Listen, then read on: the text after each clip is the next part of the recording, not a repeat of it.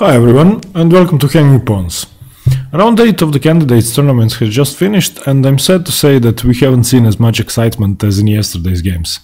What was interesting though is the amount of theoretical preparation the players have shown once again, showing that engines and artificial intelligence have influenced opening choices greatly, and especially confirming the impact of the recent encounter between Alpha Zero and Stockfish, in which Alpha Zero used the Catalan to a great extent and with an amazing score defeating Stockfish almost every game with the white pieces. The Catalan has since become the trendiest opening at top level, and it was employed in this game as well. Shakhriyar Mamedyarov had the white pieces against Sergey Karjakin, and before round 8 Mamedyarov was in second place with 4.5, which is a great score, and Karjakin had 3 out of 7, which wasn't that good, but considering his start, he could be lucky to have 3 points after 7 rounds. The game started with pawn to d4, knight to f6, c4, e6, and Mamedyarov doesn't go for the Nimzo Indian defense with knight to c3. He plays knight to f3, and after d5 and g3 we have the Catalan opening, and Mamedyarov goes for the most commonly played line recently at top level. Bishop to e7, bishop to g2, both sides castle, and d takes c4, Karjakin goes for the Open Catalan, and Mamedyarov replies with the most common move, queen to c2. And all the moves so far are the mainline theory in the Open Catalan. However, in this position Sergey Karjakin plays a theoretical novelty, perhaps a novelty because the move has been played before, but not at such a high level and not by such a strong player, and when somebody rated 2200 plays it, it's not a novelty, but when Karjakin plays it in the candidates tournament, then it's definitely a brand new idea. And Peter Svidler has, in the live stream, characterized this move c6, which Karjakin played as a completely new approach to the opening and an interesting idea which could offer new insights in a variation which was considered theoretically resolved and analyzed. He perhaps hadn't thought of the move of being that good in this position, but perhaps he was trying to surprise Mamedyarov. According to the engines, the move is imprecise, c6, and the most common moves in this position are a6, threatening to play b5, knight to c6, b6, or even knight to d5. And c6 has basically the same idea as a6, it's preparing b5, but perhaps the most straightforward reason for playing c6 is to provoke a4 by white. And Mamedyarov plays a4, which is a solid response, and the most obvious idea is to play b5, so he prevents that. Karjakin follows up with b6, and in the press conference after the game he said that he had prepared c6 and that he was expecting a4, and the lines he played were his preparation, definitely. He plays knight b to d2 here by Mamedyarov, and here he has a slight edge in this position, which Sergey must have been aware of considering his most probably well-prepared theoretical novelty, to which he must have prepared line for each logical response by white, and as he said himself, this is the move, or the moves he had expected the most. Bishop to b7, developing logically, knight takes c4, and in this position c5. Now Sergey is moving the c-pawn for the second time, arguably wasting a tempo in the opening, but he had managed to provoke the weakening a4 by Mamedyarov, so it could be debated that he has improved on the main line. Rook to d1 here by Mamedyarov, knight b to d7, b3, and this is the move that Sergey said he didn't expect and he didn't analyze. I mean, the move isn't that logical actually. It's preparing to develop the bishop to b2, but the bishop has more useful squares. It could go to f4, g5, or even e3 if the e4 pawn doesn't advance, and it's not that clear that it should in this position. But developing the bishop to b2 is an okay idea as well. It could also go to a3, challenging the bishop on e7. Karjakin reacts with rook to c8, and we have d takes c5.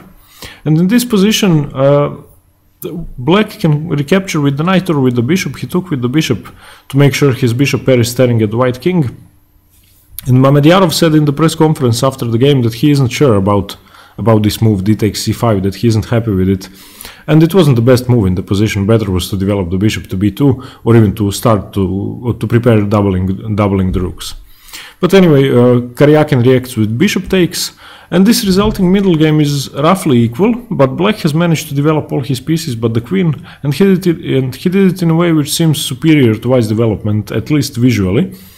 And his bishop pair seems optimally placed, striking at Mamedyarov's king side. His knights are relatively useful on f6 and d7, and his pawn structure is safe. And perhaps he was counting on a different response by Mamedyarov after c6 that he wouldn't play b3 in that position, but he played it well. I think his position is okay, but I really don't see the point of c6, as a6 would have done probably the same thing, and he wouldn't have wasted the tempo on playing c5.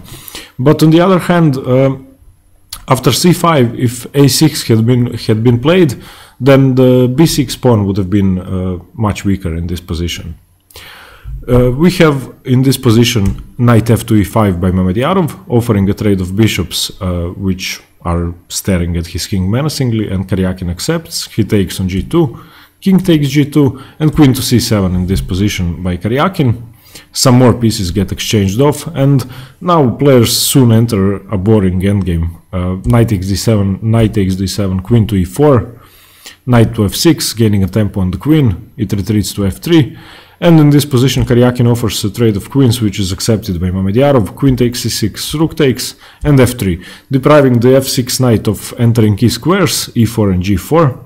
Rook f to c8, doubling rooks, e4, and Mamedyarov mentioned in the interview after the game that he thought that his plan of playing f3 on move 20 and then e4, which he played now, was perhaps wrong, even though it were the best moves in the position, and he has expanded in the center and gained space, and also deprived the f6 knight of entering key squares.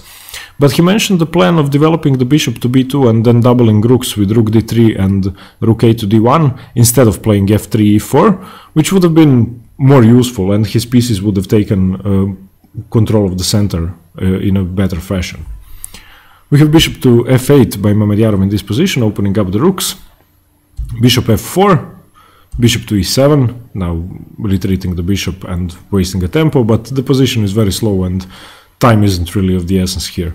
Rook to d3 now by Mamedyarov, rook to d8, challenging the rook, and Mamedyarov he isn't forced to take, he can double, but it's better to take. He takes, bishop takes, rook to d1, bishop to e7, depriving the rook, importantly, of the d8 square, and the knight is covering d7, the rook is covering d6, and white has no entry points into black's position. Knight to e5, attacking the rook, rook to c2 check, and in this position they start a repetition which ended in a draw, but they could have played on actually. We have rook to d2, rook to c3, attacking b3, rook d3, rook c2 check, repeating, rook d2, rook c3, rook d3, and rook c2 check, and in this position they agreed to a draw. And Mamedyarov mentioned that after the move e4 and starting to double his rooks with rook to d3, he felt that the position was just becoming interesting and that the game was just starting, and they ended up agreeing to a draw a few moves later, unfortunately. But the position after rook to d3 is definitely something that Mamedyarov does well, and he wins a lot of his games in the end of the middle game, in the beginning of the end game, and that's what he's good at. But the position wasn't dead, it could have been played on, but they decided to agree to a draw, and Mamedyarov is in second place, so it's an okay result for him. He now has 5 points and Caruana has 5.5, so he still stands a good chance of catching up with the leader. It's not the most exciting game, but incredibly useful from a theoretical perspective, as Karjakin's novelty is definitely a brand new concept in high-level chess, in a thoroughly analyzed and perhaps even over-analyzed opening, which is growing in popularity. And then Catalan players with white and players with black who respond with the Open Catalan will definitely find this extremely useful, because even though the move c6 has been played before on lower levels, in top-level chess it's a novelty, and if Karjakin plays it, then it has to be good for some reasons, and perhaps not even the engines completely understand the purpose, but it could be better than a6, and time will tell whether it is, and it will definitely be analyzed by experts from now on.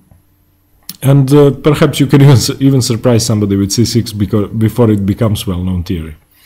Okay everyone, thanks very much for watching. I hope you got something from this game, and if you liked the video, please consider subscribing and stay tuned for more games from the candidates, as I will be covering all of them.